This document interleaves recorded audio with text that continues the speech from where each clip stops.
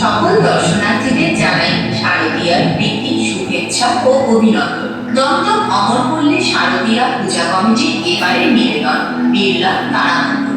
আমরা দাঁড়িয়ে আছি কলকাতার প্রাচীন ও ঐতিহ্যমণ্ডিত বিড়লা তারামণ্ডলের কৃত্রিম অরুণ আলোয় উদ্ভাসিত আকাশের নিচে, যা আমাদের ভাবিয়েছে, শিখিয়েছে, দেখিয়েছে বিজ্ঞানের দৃষ্টিতে ওই সুদূর মহাকাশের এক রহস্যময় জগৎ। 1963 সালের 2রা জুলাই তৎকালীন প্রধানমন্ত্রী শ্রী জওহরলাল নেহেরু বিড়লা তারামণ্ডলের উদ্বোধন করেন। তারপর এক দীর্ঘ সময়কাল ধরে কলকাতা শহরের এই তারামণ্ডলটি হয়ে উঠেছে মহাকাশকে ছুঁয়ে দেখার এক বিস্ময়কর ঠিকানা। পিতৃপক্ষ অবসানের পর দেবী পক্ষের আকাশে চাঁদ, পশ্চিম আকাশে সন্ধ্যে তারা যেন এই শহরকে গড়ে তুলেছে আলো আনন্দ।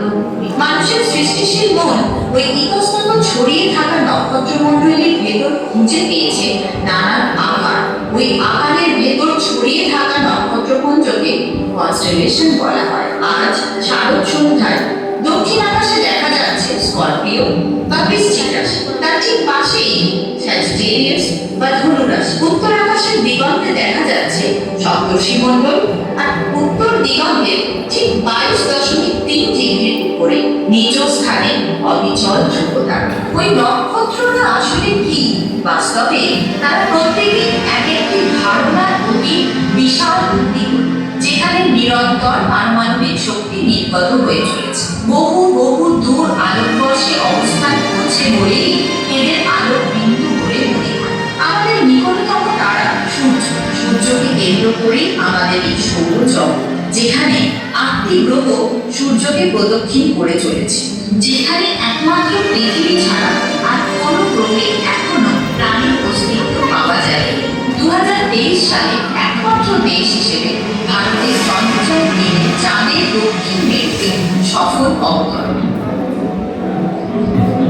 ইন্টারন্যাশনাল স্পেস স্টেশন পৃথিবীর কক্ষপথে মানুষের তৈরি এক চলমান বৈজ্ঞানিক গবেষণাগার। এটি প্রায় 400 কিলোমিটার উচ্চতার, প্রতি 90 মিনিটে একবার করে পৃথিবীতে প্রদক্ষিণ করছে। প্রায় 13.8 বিলিয়ন বছর আগে মহাবিস্ফোরণ বিগ ব্যাংয়ের মাধ্যমে জন্ম হয় এই মহাবিশ্বের প্রথম আলো, শক্তি ও কণা। তার প্রায় 7.5 বিলিয়ন বছর পরে গ্যাস ও ধূলির মেঘ থেকে সৃষ্টি হয় তারাপুঞ্জ, ছায়াপথ, সৌরজগৎ ও আমাদের নীল গ্রহ পৃথিবী। এই পৃথিবীতেই লক্ষ লক্ষ বছর আগে ঘটেছিল প্রাণের উন্মেষ, আর বহু বিবর্তনের পথ ধরে পৃথিবীর বুকে আবির্ভূত হয়েছিল অতি বুদ্ধিমান প্রাণী মানুষ। সে তার জ্ঞান, বুদ্ধি ও অনুভূতির আলোয় ধীরে ধীরে অনুধাবন করতে থাকে বিস্ময়কর বিশ্ব ব্রহ্মাণ্ডকে। বুঝতে শেখে এই জগতে সবই এক মহাশক্তি রূপান্তর মাত্র। আজ আমরা সেই শক্তিকে অনুভব করি মা দুর্গার রূপে। তিনি সৃষ্টির আদি শক্তি, প্রাণের আশ্রয়। সেই চেতনার আলোকে আলোকিত হয়ে আজ দর্শন করতে এসেছি মহাশক্তির প্রতীক মা দুর্গা।